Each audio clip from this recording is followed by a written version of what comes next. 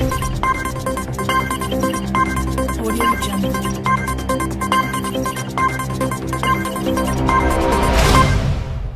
Pizzas will have to shrink or lose their toppings under government plans to cap calories in our favorite treats in an obesity crackdown.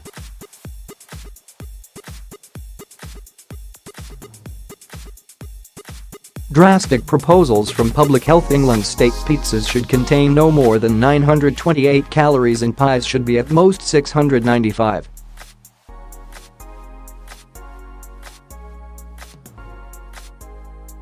The guidelines will also apply to ready meals, sandwiches, cooking sauces, soups, burgers and processed meats, but those calorie counts have yet to be revealed.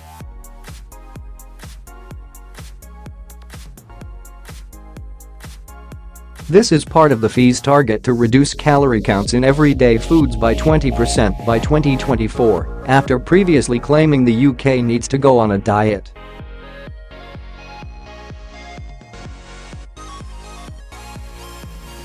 It comes after figures yesterday revealed English children are fatter than ever as a record number of 10 to 11-year-olds are now severely obese, around 24,000.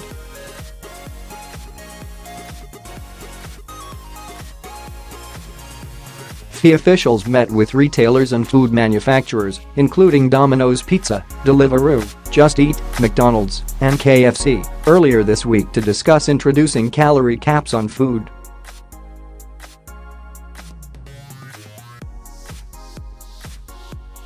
Dr. Alison Tedstone, chief nutritionist at FE, said the threat of obesity on children's health has been decades in the making.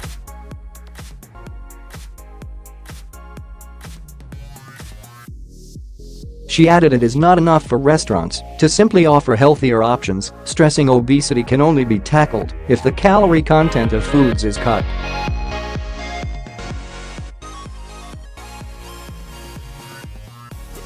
It could mean less meat on a pizza, it could mean less cheese, it could mean a smaller size, Dr. Tedstone told the Telegraph.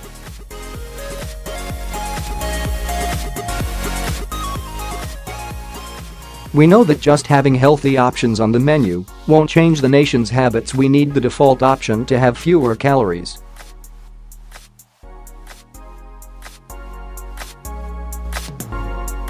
The default options for pizzas are margherita and pepperoni pizzas, so we need them to get healthier.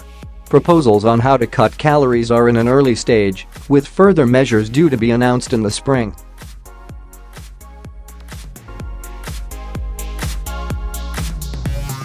Discussions between FE and food manufacturers over the coming months should help feasible and achievable decisions to be made on how best to limit the public's calorie consumption.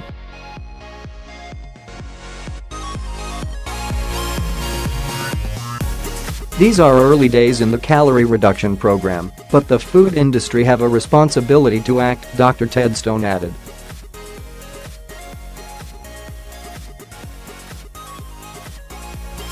The simple truth is, on average we need to eat less. Children and adults routinely eat too many calories, and it's why we've seen severe obesity in 10 to 11-year-olds at an all-time high.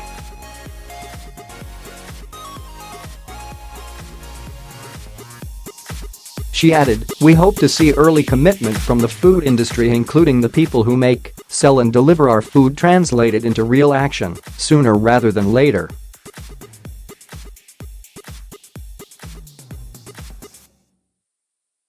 Under current plans, calorie limits will not be mandatory. However, ministers have warned tougher steps are required after plans to cut sugar consumption led to a 2% decrease rather than the target 5%.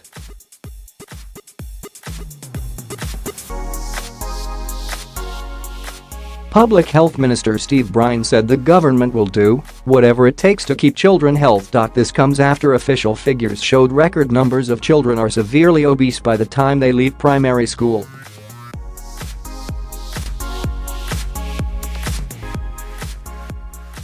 Health experts described the rise in childhood obesity as a catastrophe. The proportion of 10 and 11-year-olds who are overweight or obese has grown to 34%.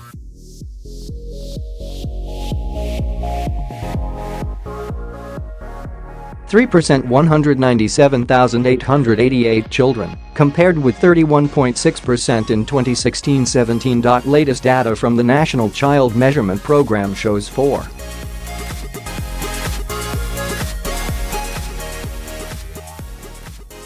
2% of Year 6 pupils in England were defined as severely obese, up from 3.6 inches 2016-17. Some children were found to be eating 500 calories a day above the government recommendations of 1,650 calories for a boy of 7 and 1,500 calories for a girl of the same age.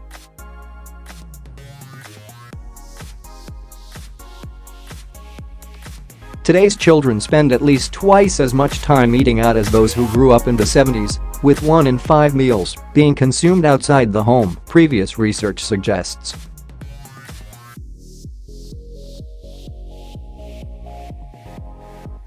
The government has previously pledged to have childhood obesity rates by 2030. Duncan Selby, FI's chief executive, said excess calorie consumption is the food industry's next big challenge.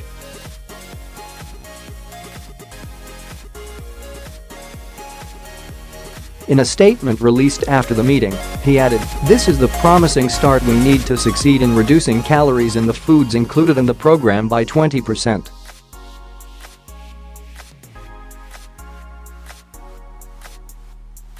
Other efforts to tackle childhood obesity have included calorie counts on menus, banning unhealthy food adverts after 9 p.m., and removing treats from checkouts and 2-for-1 deals.